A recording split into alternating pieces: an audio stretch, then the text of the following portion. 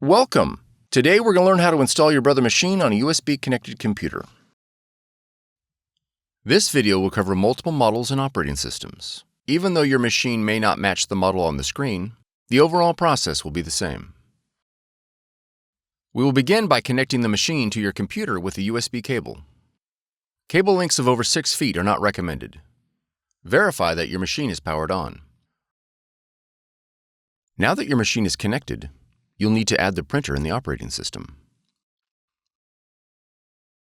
In the top left corner, click the Apple icon. Then click System Settings. Next, click Printers and Scanners. Click the Add Printer, Scanner, or Fax button located below the printers list. Your machine should now display in the Add Printers window. Select your Brother machine from the list. Then click Add. If your machine is not found, it is most likely due to an error in device discovery protocols.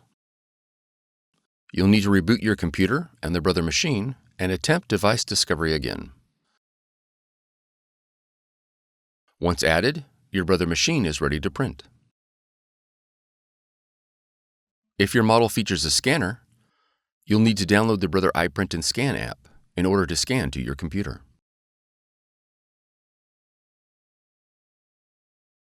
From the Finder, navigate to Applications, and then App Store. In the search box, type Brother iPrint&Scan. Then press Enter. On the listing for iPrint&Scan, click Get or the cloud icon. After the download is complete, click Open. Review the privacy policy and click OK to continue. Then click Select your machine. Verify the connection is set to USB.